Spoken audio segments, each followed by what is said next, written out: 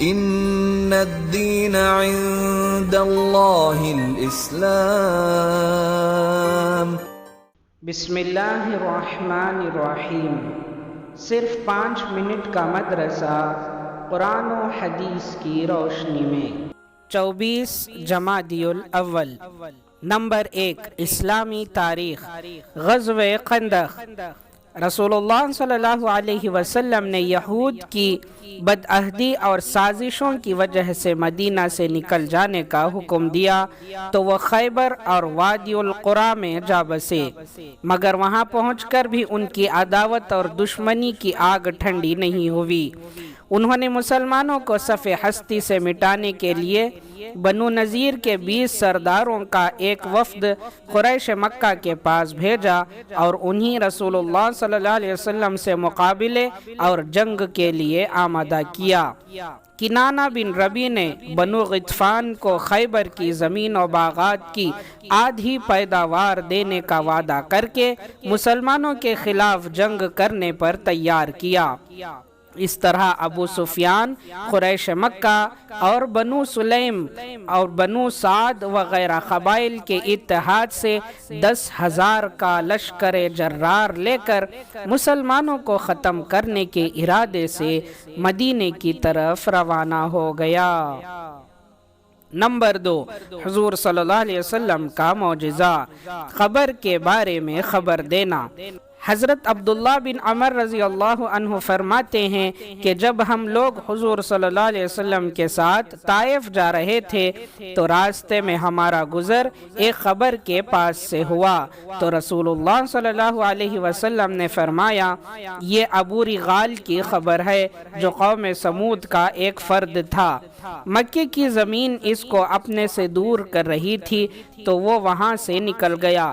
جب وہ یہاں پہنچا تو اس کو وہی عذاب آ پہنچا جو اس کی قوم پر آیا تھا اور پھر یہیں دفن کر دیا گیا، اور اس کی نشانی یہ ہے کہ اس کے ساتھ اس کی قبر میں سونے کی ایک ٹہنی بھی رکھی گئی تھی۔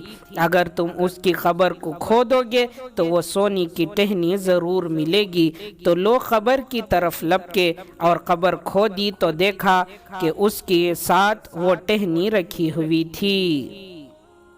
نمبر 3، ایک فرض کے بارے میں، وارثین کے درمیان وراثت تقسیم کرنا۔ رسول اللہ صلی اللہ علیہ وسلم نے فرمایا، مال وراثت کو کتاب اللہ کے مطابق حق والوں کے درمیان تقسیم کرو۔ مسلم۔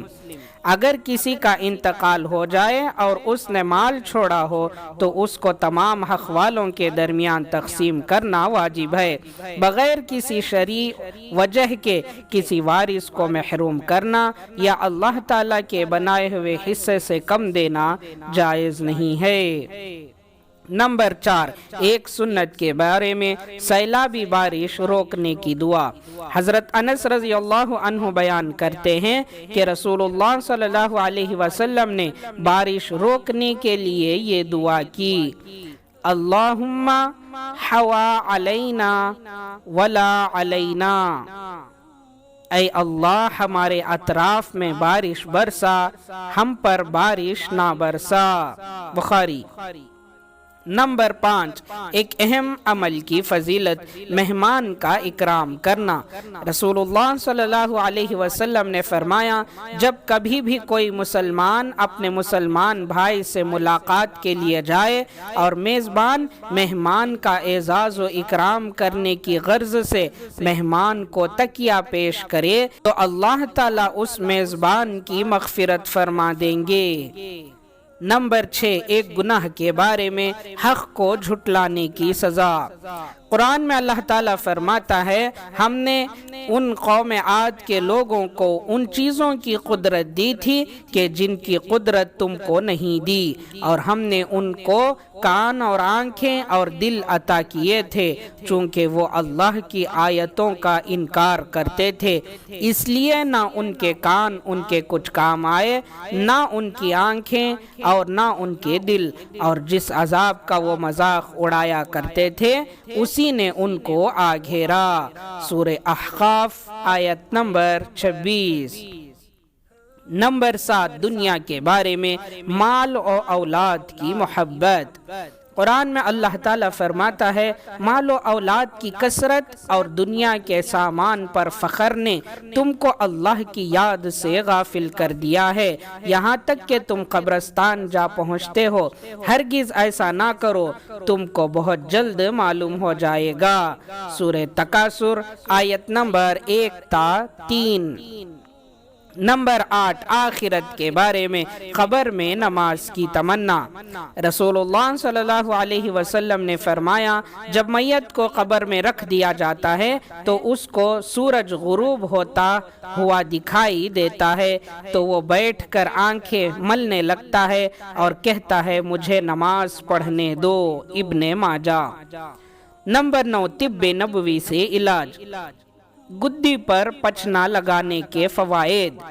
رسول اللہ صلی اللہ علیہ وسلم نے فرمایا تم گدی کی ہڈی کے ابھار پر پچنا لگواؤ، اس لیے کہ یہ بہتر بیماریوں کا علاج ہے۔ ان میں سے 5 بیماریاں یہ ہیں: پاگل پن، جذام، برس اور داڑھ کی تکلیف ہے۔ نمبر 10 نبی صلی اللہ علیہ وسلم کی نصیحت۔ رسول اللہ صلی اللہ علیہ وسلم نے فرمایا ہمیشہ سچ بولو کیونکہ سچ نیکی کا راستہ بتاتا ہے اور سچ اور نیکی جنت میں داخل کرنے والے ہیں۔ تم جھوٹ سے بچو کیونکہ وہ گناہ کا راستہ بتاتا ہے اور جھوٹ اور گناہ جہنم میں داخل ہونے والے ہیں۔ طبرانی۔ اللہ تعالی ہم تمام کو عمل کرنے کی توفیق عطا فرمائے۔ سبحان اللہ و بحمدہ، سبحانک اللہم و بحمدک، ونشہد ان لا الہ الا انت، نستغفرک و نتوب